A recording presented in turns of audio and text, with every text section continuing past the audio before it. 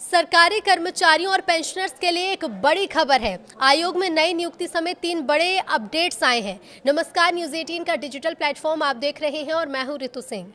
8वें वेतन आयोग पर हाल ही के 3 बड़े अपडेट्स आए हैं जो करोड़ों केंद्रीय कर्मचारियों और पेंशनर्स के लिए काफी महत्वपूर्ण है। एक एक कर आपको तीनों बड़े अपडेट्स के बारे में बताते हैं।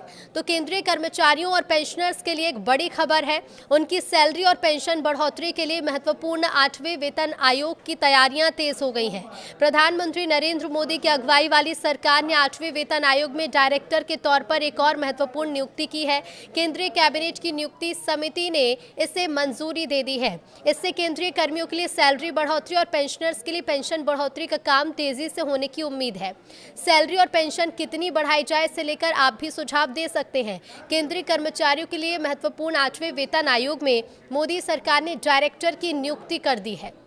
कार्मिक और प्रशिक्षण विभाग के ऑफिस मेमोरेंडम के मुताबिक भारतीय रेलवे लेखा सेवा के अधिकारी कृष्णा वीआर को विभागीय प्रतिनियुक्ति पर 8वें केंद्रीय वेतन आयोग के निदेशक के रूप में चुना गया है। नियुक्ति को लेकर एसीसी ने मंजूरी दे दी है। ये पद वित्त मंत्रालय के व्यय विभाग के तहत केंद्रीय स्टाफिंग स्कीम के माध्यम से भरा गया, जिसमें कहा गया है कि कृष्णा वीआर की प्रतिनियुक्ति अवधि अगले आदेश तक या 17 सितंबर 2029 तक रहेगी। यानी कि ये स्पष्ट है कि अब केंद्रीय कर्मियों के वेतन निर्धारण में गति आएगी। दूसरा बड़ा अपडेट ये है कि सैलरी पेंशन पर सरकार ने सुझाव मांगे हैं। केंद्र सरकार ने 8वें वेतन आयोग की आधिकारिक वेबसाइट लॉन्च कर दी है, जहां केंद्रीय कर्मचारी, पेंशनर्स और मंत्रालयों से सैलरी, पेंशन इंक्रीमेंट और फिटमेंट फैक्टर जैसे मुद्दों पर सुझाव मांगे गए हैं। आयोग ने स्पष्ट किया है कि सुझाव देने वालों की पहचान गोपनीय रखी जाएगी। सुझाव भेजने की आखिरी तारीख 16 मार्च 2026 है और सुझाव भेजने के लिए आपको सिर्फ MyGov पोर्टल पर जाकर ऑनलाइन फॉर्म भरना होगा। आप MyGov की वेबसाइट पर दिए गए लिंक पर ही जाकर क्लिक करके 18 सवालों वाले प्रश्नावली में अपने सुझाव दर्ज करा सकते हैं।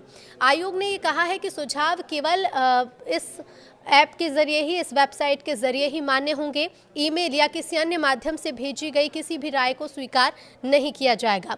ऐसे में तीसरा बड़ा अपडेट क्या है वो भी जान लीजिए। तो संसद में सरकार ने एक बड़ा अपडेट दिया है।